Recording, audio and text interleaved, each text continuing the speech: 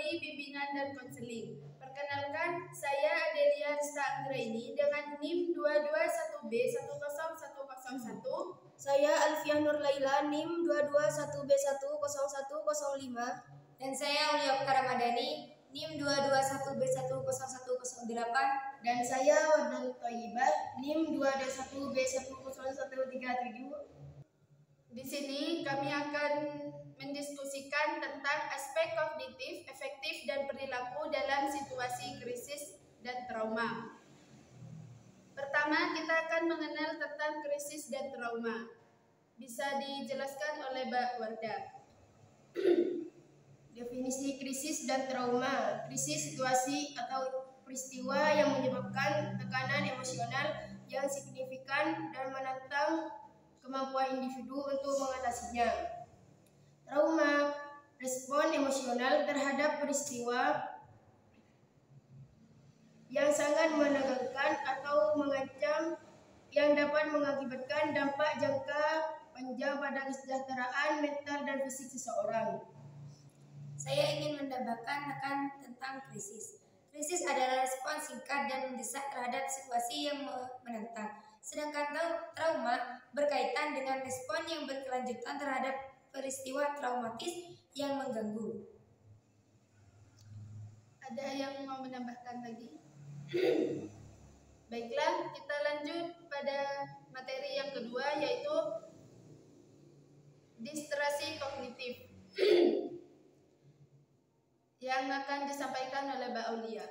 Baiklah, menurut saya distresi kognitif yaitu pikiran yang tidak rasional atau negatif yang sering muncul selama dan setelah mengalami krisis atau trauma. Contoh, saya tidak berharga, dunia ini berbahaya, tidak ada yang bisa dipercaya, seperti itu. Mungkin ada yang mau menambahkan. Selain yang disebutkan tadi, ada beberapa aspek kognitif yang mempengaruhi individu seperti ini. Salah satunya penilaian situasi. Aspek kognitif mempengaruhi cara individu mengevaluasi dan memahami situasi krisis atau trauma. Proses penilaian ini mencakup pemahaman terhadap ancaman, respon emosional, dan evaluasi terhadap sumber daya yang tersedia. Baik, kita lanjut pada materi yang ketiga, yaitu emosi negatif.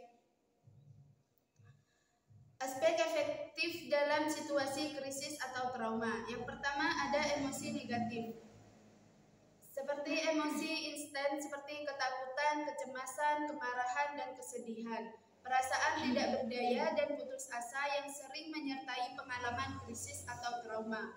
Yang kedua ada regulasi emosi, yaitu kesulitan dalam mengelola emosi yang muncul secara tiba-tiba dan intens, atau kecenderungan untuk mengalami perubahan suasana hati yang ekstrim. Yang ketiga ada respon fisiologis, yaitu reaksi fiksi seperti peningkatan detak jantung, keringat berlebihan, dan ketegangan otot, atau gangguan tidur dan pola makan sebagai respon terhadap stres emosional. Mungkin ada yang bisa menambahkan? Baiklah, berikut adalah beberapa aspek yang efektif dalam menghadapi situasi krisis atau trauma.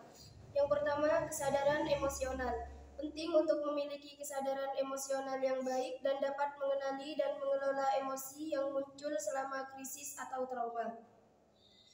Kesadaran emosional membantu individu untuk memahami, mengidentifikasi, dan mengatasi reaksi emosional yang timbul.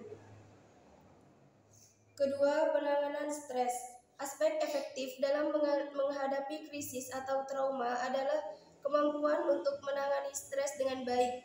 Strategi penanganan stres yang sehat seperti olahraga, meditasi, teknik relaksasi, atau aktivitas yang menenangkan dapat membantu individu mengurangi tingkat stres dan kecemasan. Baiklah, selanjutnya materi yang keempat yang akan disampaikan oleh Mbak Alfi. Baiklah, yang keempat, aspek perilaku dalam situasi krisis atau trauma. Perilaku menghindar situasi, tempat, atau orang yang mengingatkan pada trauma. isolasi sosial, dan menarik diri dari interaksi sosial yang biasa. Perilaku agresif atau impulsif. Tindakan agresif atau merusak sebagai respon terhadap frustasi dan kemarahan, keputusan impulsif tanpa mempertimbangkan konsekuensinya. Perilaku kompulsif, melakukan ritual atau tindakan berulang sebagai upaya untuk mengendalikan kecemasan. Contoh, menyalahgunakan zat, makan berlebihan, atau berbelanja kompulsif. Saya akan menambahkan, selain yang disebut tadi, ada beberapa aspek perilaku yang penting dalam menghadapi situasi krisis atau trauma, seperti coping perilaku, yaitu cara individu menanggapi stres dan tantangan dalam situasi krisis atau trauma dapat mencerminkan strategi coping perilaku mereka. Ini meliputi tindakan konkret yang diambil individu untuk mengelola emosi, menyelesaikan masalah, atau mencari dukungan. Yang kedua, ada reaksi fisiologis, yaitu aspek perilaku juga melibatkan reaksi fisiologis yang timbul sebagai hasil dari stres dan trauma. Ini mungkin termasuk respon tubuh seperti peningkatan detak jantung, keringat pernafasan cepat, dan gangguan tidur yang bisa muncul selama situasi krisis. Melalui kesadaran dan manajemen aspek perilaku ini, individu dapat mengembangkan strategi coping yang lebih efektif, membangun ketahanan mental, dan menavigasi tantangan yang dihadapi dengan lebih baik. Baiklah, selanjutnya yaitu model teoritis dalam memahami respon krisis atau trauma. Di sini ada model kognitif atau perilaku, yaitu memfokuskan pada bagaimana pikiran dan keyakinan mempengaruhi emosi dan perilaku. Yang kedua, ada intervensi seperti terapi kognitif perilaku atau CBT yang membantu mengidentifikasi dan mengubah distorsi kognitif. Yang kedua, ada model psikodinamik, yaitu menekankan pengaruh pengalaman masa lalu dan konflik internal terhadap respon krisis saat ini. Yang ketiga, ada model humanistik, yaitu menekankan pentingnya pengalaman subjektif individu untuk pertumbuhan dan penyembuhan. Mungkin ada yang Mungkin saya ingin menambahkan, yakni dengan menggunakan model teoristik dalam memahami respon individu terhadap krisis atau trauma. Para profesional kesehatan mental dapat mengidentifikasi faktor-faktor yang mempengaruhi proses coping individu dan merencanakan intervensi yang sesuai untuk membantu individu dalam mengatasi tantangan yang dihadapi.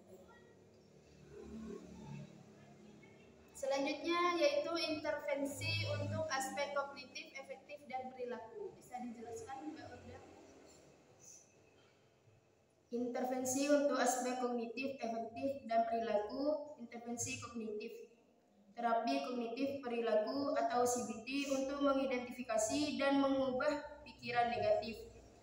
Dan pelatihan keterampilan pemecahan masalah dan pengambilan keputusan. Yang kedua, intervensi efektif, teknik relaksasi dan mindfulness untuk mengelola stres dan emosi negatif.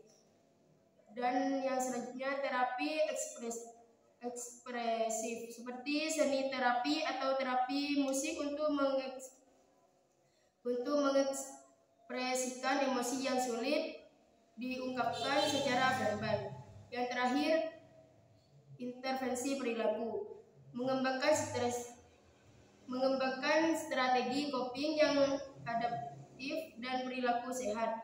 Program aktif yang terstruktur untuk mengurangi perilaku menghindar dan meningkatkan ketertiban sosial. Dengan menerapkan intervensi yang tepat untuk aspek kognitif, efektif, dan perilaku selama krisis atau trauma, individu dapat memperoleh keterampilan dan dukungan yang mereka butuhkan untuk mengatasi tantangan dan memulihkan diri dengan lebih baik.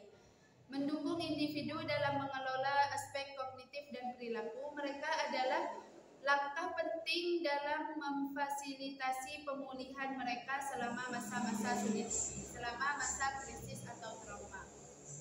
Dan yang terakhir yaitu studi kasus dan diskusi. Yang akan dijelaskan oleh Mbak Warda.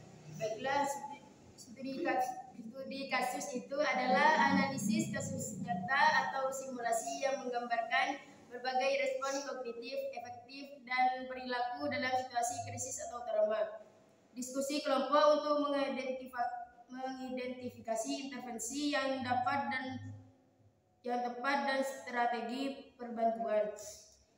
Yang terakhir, diskusi mengajak mahasiswa untuk berbagai pengalaman atau pandangan mereka tentang bagaimana krisis atau trauma mempengaruhi aspek kognitif, efektif, dan perilaku. Memfasilitasi diskusi tentang tantangan dalam mengimplementasikan intervensi yang efektif.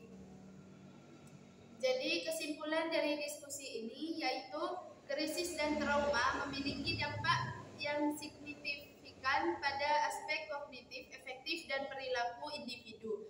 Yang kedua, pentingnya pendekatan yang komprehensif dalam memahami dan mengintervensi respon krisis atau trauma. Baiklah, mungkin hanya ini yang dapat kami diskusikan. Mohon maaf apabila terdapat kesalahan.